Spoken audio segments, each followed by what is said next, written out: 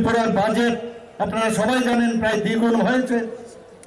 2024-25 অর্থ বছরে বাজেটের আমাদের যেটা আমরা রাখা হয়েছিল 7,800 কোটি টাকা, এর জন্য ইনফ্রাস্ট্রাকচার ডেভেলপমেন্টের জন্য আমরা 7,000 কোটি টাকা রেখেছি।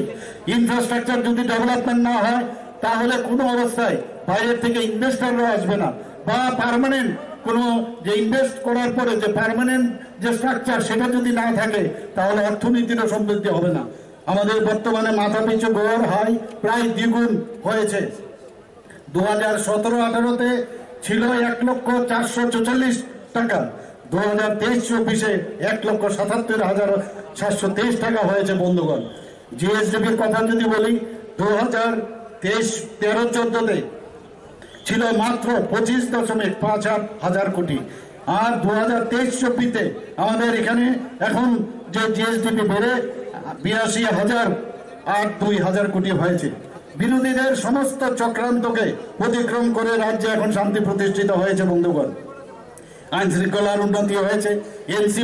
এনসিআরবির যে রিসেন্ট আমাদের যে রিপোর্ট তাতে দেখা গেছে নিচের দিক থেকে, আমি সব জায়গায় সবসময় সেটা বলি, 3য় স্থানে রয়েছে। মহিলাদের ক্ষেত্রে নিচের দিকে 8ম স্থানে আমাদের রয়েছে। প্রভূত যোগাযোগ ব্যবস্থার উন্নতি হয়েছে। আমাদের মাননীয় প্রধানমন্ত্রীজি এবং আমাদের মাননীয় গৃহমন্ত্রীজি বারবার বলছেন যে নর্থ ইস্ট যদি ডেভেলপ না হয় তাহলে ভারতও কিন্তু ডেভেলপ হবে না, এবং সেই বিষয়ে 12টার মতো অ্যাকর্ড হয়েছে। আজকে নর্থ ইস্টার্ন জোনে শান্তি প্রতিষ্ঠিত হয়েছে।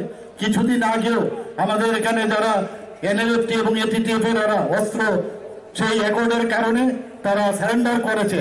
এখন আমরা বলতে পারি যে ত্রিপুরা এখন মানে টেররিস্ট মুক্ত ত্রিপুরা, সেটা আমরা দাবি করতে পারি বন্ধুগণ।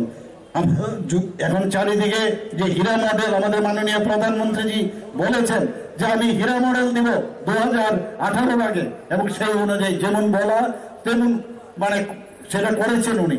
আজকে এখানে ন্যাশনাল হাইওয়ে এসছে, ইন্টারনেট হচ্ছে, এখানে রেলওয়ে হচ্ছে, এখানে এয়ারওয়ে হচ্ছে, সব দিক দিকে এখন ত্রিপুরা উন্নতি অনেক উপরে এখন স্থান নিয়ে নিয়েছে। আমাদের এখানে ন্যাশনাল হাইওয়ে প্রায় 839 কিলোমিটার তার কাজ চলছে। Third gateway in terms of internet যদি বলি, মুম্বাই এবং চেন্নাইয়ের পরিবর্তে পরে ত্রিপুরার স্থান এই থার্ড গেটওয়ে যে ইন্টারনেট। মহিলাদের সুরক্ষা, ক্ষমতায়ন ও স্বনির্ভরের অগ্রাধিকার আমরা দিচ্ছি। মহিলাদের জন্য 33% রিজার্ভেশন আমরা রেখেছি। 50% সরকারি যদি কোনো স্টল হয় সেখানে মহিলাদের জন্য আমরা রিজার্ভেশন রেখেছি। আমরা যদি কোনো জমি কিনে তাহলে 5% থেকে মহিলাদের নামে যদি রেজিস্ট্রি হয় সেখানে 4% আমরা করেছি। আমরা কলেজ ফি, যারা মহিলা আমাদের ডিগ্রি কলেজে পড়ছে তাদের সমস্ত রকমের ফি আমরা মুকুব করেছি।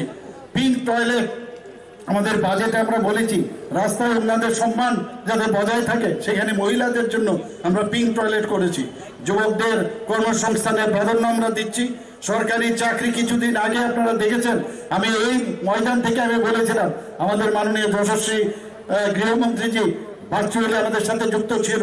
ত্রিপুরাতে 2018-তে এখন পর্যন্ত সরকারি চাকরি 16,451 জন পেয়েছে বন্ধুগণ। আউটসোর্সে 5,771 জন পেয়েছে। সিকিউরিটি গার্ড সরকারি এবং বেসরকারি মতে 2,937 জন পেয়েছে। এমপ্লয়মেন্ট জেনারেশন টিআইডিসির তরফ থেকে এখন পর্যন্ত 6,017 জন পেয়েছে বন্ধুগণ। এমএসএমইর মাধ্যমে প্রায় 2 লক্ষের অধিক এন্টারপ্রেনার এখন তৈরি হয়েছে ত্রিপুরাতে। বেকারত্বের যদি কথা